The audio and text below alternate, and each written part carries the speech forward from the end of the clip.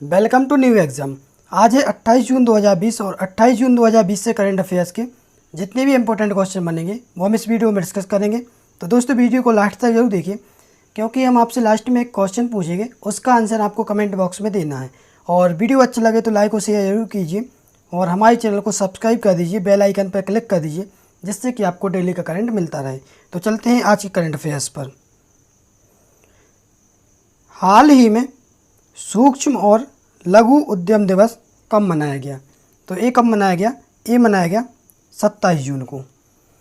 UN ने छोटे व्यवसाय विकास में सुधार की आवश्यकता को समझते हुए 27 जून को सूक्ष्म लघु और मध्यम उद्यम दिवस के रूप में नामित करने का निर्णय लिया। लक्ष्य यह है कि सदस्य राज्यों को छोटे व्यवसाय के समर्थन के लिए जागरूकता और गतिविधियों को बढ़ाकर दिवस के पालन को सुविधाजनक बनाने के लिए प्रोत्साहित किया जाए। एमएसएमई कौन? एमएसएमई 90% से अधिक, कितना? 90% से अधिक फर्मों का निर्माण करते हैं। औसतन कुल रोजगार के 70% और जीडीपी का 50% के लिए जिम्मेदार हैं। तो ये तो है सूक्ष्म लघु और मध्यम उद्यम दिवस। अब कुछ इम्पोर्टेंट डे हैं, उनके बारे में आपको बता देते हैं। विश्व ब्रेल दिवस कब मनाया जाता है? ये मनाया जाता है 4 जनवरी को। विश्व दलहन दिवस ये कब मनाया जाता है? ये मनाया जाता है 10 फरवरी को। और विश्व जल दिवस ये मनाया जाता है 22 मार्च को। और विश्व स्वास्थ्य दिवस ये मनाया जाता है 7 अप्रैल को। तो दोस्तों क्वेश्चन नंबर 1 से इतनी जानकारी मिलती है। चलते हैं अगले क्वेश्चन पर। हाल ही में किसने रोड टू टोक्यो एक ऑनलाइन उपकरण लॉन्च किया है? तो ये किसने किया है? ये किया है विश्व एथलेटिक्स ने। किसने? विश्व एथलेटिक्स ने। विश्व एथलेटिक्स ने अगले वर्ष के ओलंपिक खेलों के लिए योग्यता प्रक्रिया को ट्रैक करने के लिए एक ऑनलाइन उपकरण रोड टू टोक्यो लॉन्च किया है। खेल देश और योग्यता की स्थिति के आधार पर उपकरण टोक्यो 2020 योग्यता अवधि के दौरान प्रत्येक आयोजन का वास्तविक समय दृश्य प्रदान करेगा, जो 29 जून 2021 को, कब? 29 जून 2021 को समाप्त होता है। खेल अब 23 जुलाई से 8 अगस्त 2021 तक आयोजित किए जाएंगे। तो दोस्तों क्वेश्चन नंबर 2 से इतनी जानकारी मिलती है। चलते हैं अगले क्वेश्चन पर। हाल ही में किस राज्य सरकार ने एक labour case management system portal विकसित किया है? तो ये किस राज्य ने किया है? ये किया है उड़ीसा राज्य सरकार ने।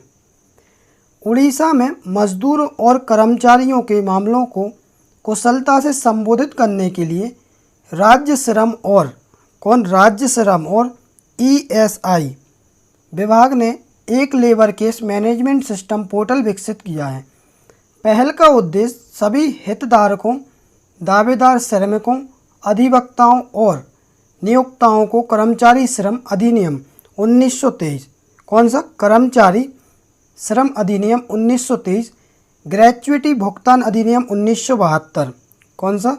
1972 और न्यूनतम मजदूरी अधिनियम 1948 के तहत सभी श्रम मामलों को ऑनलाइन ट्रैक करने की अनुमति देना है।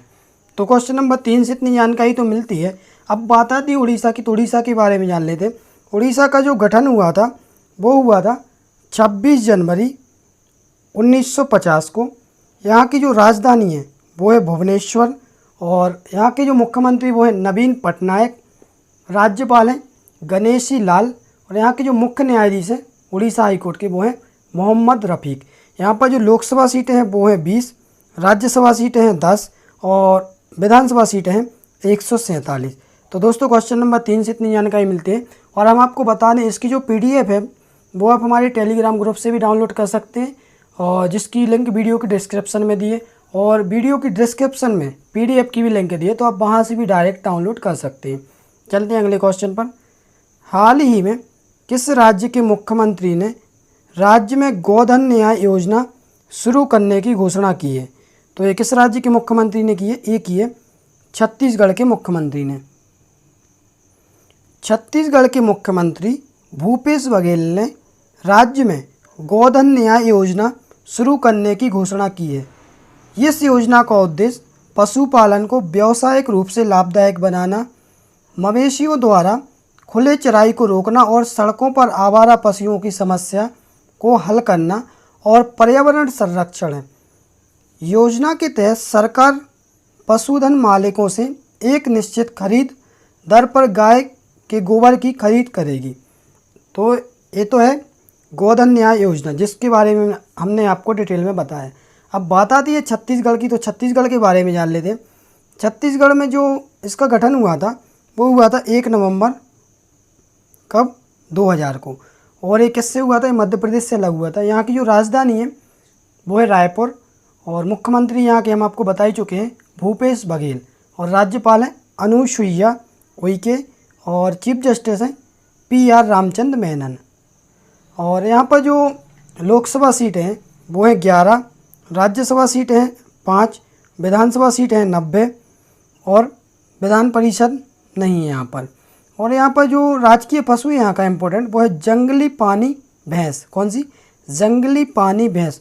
यहाँ का जो राजकीय पक्षी है वो है आम पहाड़ी मैना। आप लोग सोच रहे होंगे आम का पेड़, तो ये आम का पेड़ नहीं है, ये आम पहाड़ी एक मैना है जो कि राजकीय पक्षी है छत्तीसगढ़ की।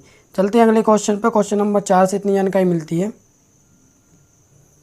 हाल ही में किसने एक व्यवहार परिवर्तन अभियान navigating the new normal launch किया है? तो ये किसने किया है? ये किया है अमिताभ कांत ने। किसने? अमिताभ कांत ने। नीति आयोग के कौन? नीति आयोग के एक व्यवहार परिवर्तन अभियान नेविगेटिंग द न्यू नॉर्मल और उसकी वेबसाइट शुरू की है। यह लोगों को कोविड-19 के प्रसार को नियंत्रित करने के लिए मानदंडों का पालन करने में मदद करेगा।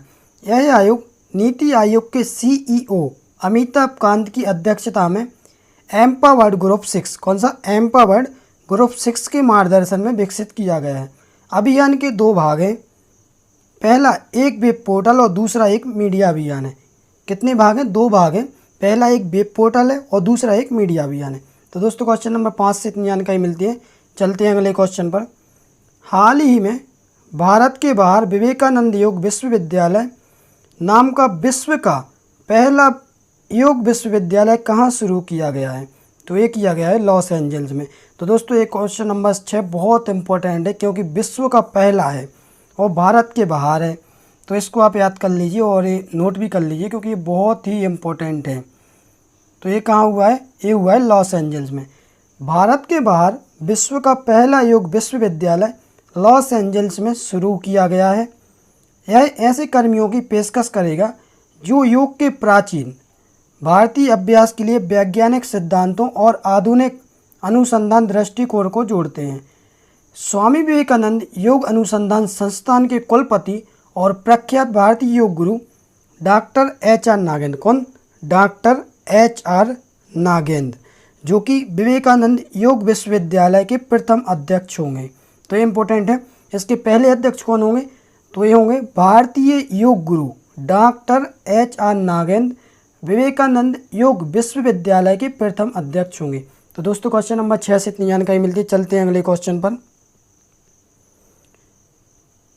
हाल ही में ऑस्ट्रेलिया और न्यूजीलैंड किस वर्ष फीफा महिला विश्व कप की मेज़बानी करेंगे? तो ये कब करेंगे? ये करेंगे 2023 की।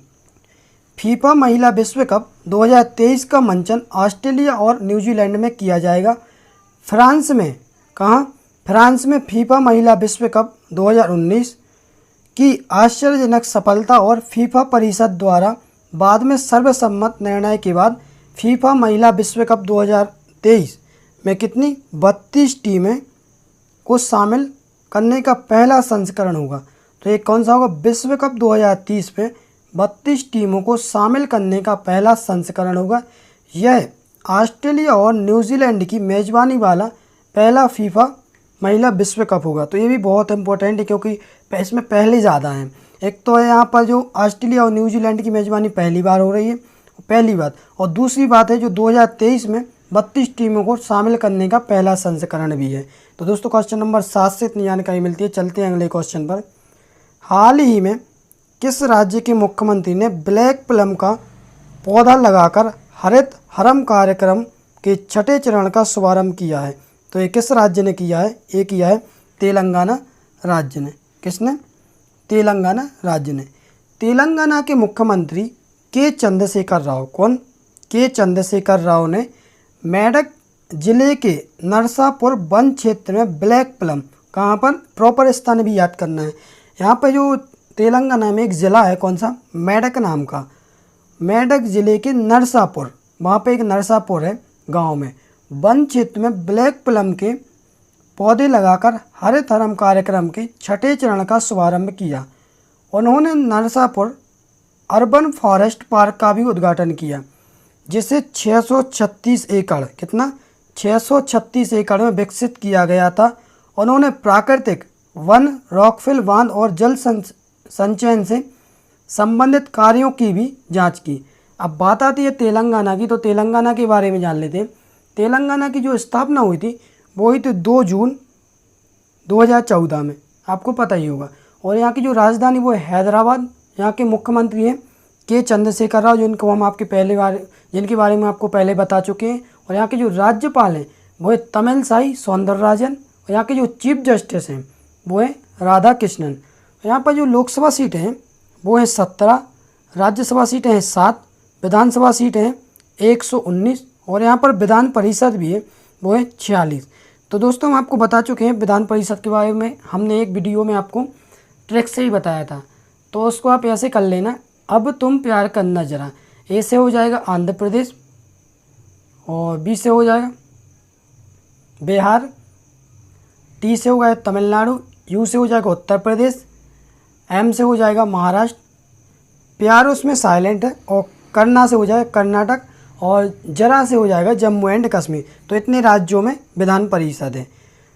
तो क्वेश्चन नंबर 8 से इतनी जानकारी तो मिलती है। और यहाँ पर हमने जो जिलों की संख्या नहीं बताई वो है जिलों की संख्या यहाँ पर 33 तेलंगाना में। यहाँ का जो इम्पोर्टेंट राष्ट्रीय उद्यान है, एक तो है कासु ब्रह्मानंद रेड्डी राष्ट्रीय उद्यान, महावीर हरेना वनस्थली राष्ट्रीय उद्यान, मेरगावती राष्ट्रीय उद्यान, और यहाँ पर जो पंजीकृत GI टैग मिले अभी, एक मिला है पोचमपल्ली एकत्को, और निर्मल खिलौने और शिल्प को, गढ़वाल साड़ी और हैदराबाद हलीम को। तो दोस्तों क्वेश्चन नंबर 8 से इतनी जानकारी मिलती है। चलते हैं अगले क्वेश्चन पर। हाल ही में किस राज्य सरकार द्वारा मातृ पुष्टि उपहार योजना शुरू की गई है? तो ये किस राज्य सरकार द्वारा की गई? ये की गई है त्रिपुरा राज्य सरकार द्वारा। त्रिपुरा सरकार ने एक योजना शुरू की है, मुख्यमंत्री मातृ पुष्टि उपहार, जिसके तहत यह गर्भवती और स्तनपान कराने वाली महिलाओं को मुफ्त में पोषण किट प्रदान करेंगी, और 500 रुपये, कितना? 500 रुपये प्रत्येक के किट से कम 40,000 महिलाएं, कितनी? 40,000 महिलाएं को लाभ होगा। राज्य सरकार द्वारा पहल के लिए हर वर्ष 8 करोड़ रुपये, कितने? हर वर्ष 8 करोड़ रुपये खर्च किए जाने की उम्मीद है। अब बात आती है त्रिपुरा की, तो त्रिपुरा के बारे में जान लेते हैं, जो कि ये योजना भी इम्पोर्टेंट है, महिलाओं से संबंधित है। तो आपको पता ही है कि नारी शक्ति कितनी इम्पोर्टेंट है। और यहाँ पर जो गठन हुआ था त्रिपुरा का, वो हुआ था 1 नवंबर 1956 को, और यहाँ की जो राजधानी वो है अगरतला। मुख्यमंत्री हैं बिप्लब देव, और राज्यपाल हैं रमेश बैस। यहाँ पे जो चीफ जस्टिस हैं त्रिपुरा हाई कोर्ट के वो हैं अकील अब्दुल्ला कुरैशी। कौन? अकील अब्दुल्ला कुरैशी। और हम आपको एक चीज़ बता दें, कुछ स्टूडेंट कन्फ्यूज होते हैं, त्रिपुरा जो केंद्र शासित प्रदेश बना था वो बना था 1 नवंबर कब? 1956 को। और जब ये राज्य का दर्जा मिला, तो इसको राज्य का दर्जा जब मिला 21 जनवरी 1972 को। यहाँ पे जो विधानसभा सीटें हैं वो है 60, और ज़िले हैं यहाँ पर 8। और यहाँ पर जो राजकीय पशु यहाँ का वो है फयारिस लीफ मंकी। कौन सा? फयारिस लीफ मंकी। और यहाँ का जो राजकीय पक्षी है वो है हरा शाही कबूतर। यहाँ पर जो राष्ट्रीय उद्यान इम्पोर्टेंट, एक तो है क्लाउडेड लेपर्ड राष्ट्रीय उद्यान और राजबाड़ी राष्ट्रीय उद्यान। यहाँ पर एक बांध भी इम्पोर्टेंट, जो है गुमटी बांध, जो कि गुमटी नदी पर है। तो दोस्तों क्वेश्चन नंबर 9 से इतनी जानकारी मिलती है। चलते हैं अगले क्वेश्चन पर। हाल ही में किसने कल्याण रोजगार अभियान का वेब पोर्टल लॉन्च किया है? तो ये किसने किया है? ये किया है नरेंद्र सिंह तोमर ने। ग्रामीण विकास मंत्री नरेंद्र सिंह तोमर ने गरीब कल्याण रोजगार अभियान का वेब पोर्टल लॉन्च किया है। गरीब कल्याण रोजगार अभियान भारत सरकार का व्यापक रोजगार सृजन सह ग्रामीण आधारभूत संरचना निर्माण कार्यक्रम है। इसका उद्देश्य अगले 4 महीनों के लिए अपने मूल स्थानों पर लौटने वाले प्रवासी श्रमिकों को रोजगार प्रदान करना है। तो दोस्तों क्वेश्चन नंबर 10 से इतनी जानकारी मिलती है। चलते हैं अगले क्वेश्चन पर। हाल ही में सुरक्षा दादा दादी नाना नानी अभियान नीति आयोग प्रामिल फाउंडेशन और कितने एस्पिरेशनल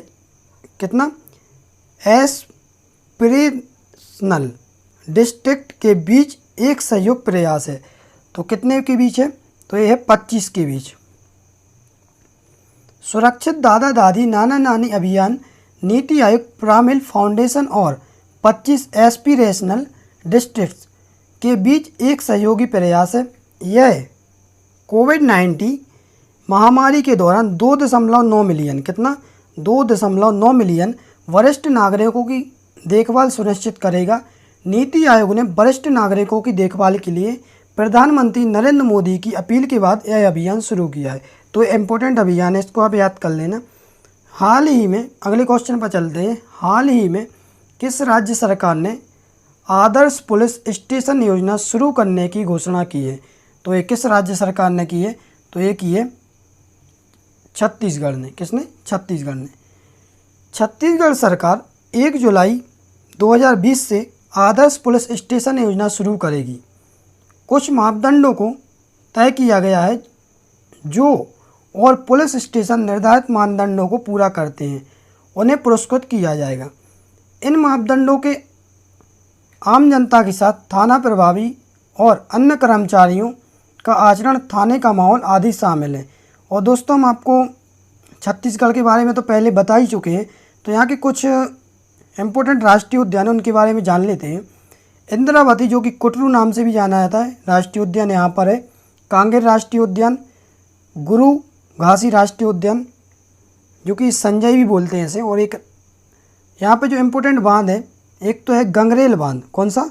गंगरेल बांध जो कि महानदी पर है। और मरूम सिल्ली बांध जो कि सिलारी नदी पर है। और एक और है दुधवा बांध, ये है महानदी पर। आप कंफ्यूज मत होना, एक दुधवा राष्ट्रीय उद्यान है जो कि कहाँ पर है? उत्तर प्रदेश में। और यहाँ पर दुधवा बांध है महानदी पर। कहाँ पर है? ये छत्तीसगढ़ में। और हसदेव बागो बांध जो कि हसदेव नदी पर है। तो दोस्तों क्वेश्चन नंबर 12 से इतनी जानकारी मिलती है। चलते हैं अगले क्वेश्चन पर। हाल ही में 2019 के अंत तक स्विस बैंकों ने अपने नागरिकों और उद्यमों द्वारा लगाए गए धन के मामले में भारत की रैंक क्या है? तो भारत की रैंक कितनी है? 77।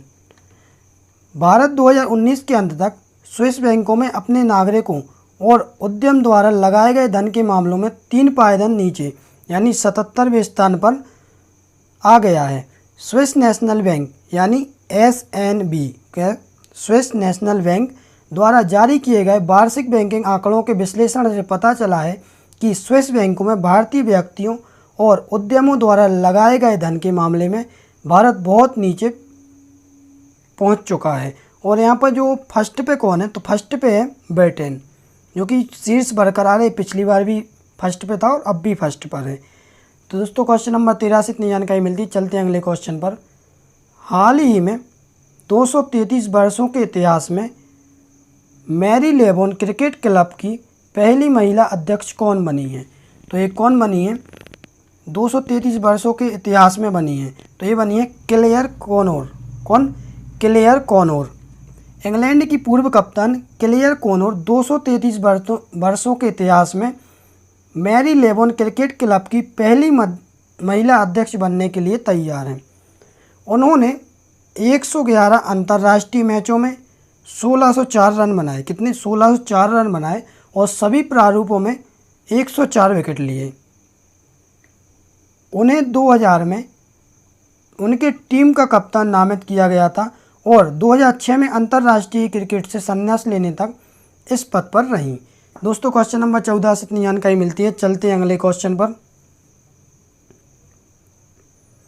और अगला क्वेश्चन जो हम आपको पढ़ाने जा रहे हैं बहुत ही इम्पोर्टेंट है, क्योंकि इसमें संशोधन हुआ है जो कि आपको रखना चाहिए, वो राष्ट्रपति जी ने किया है।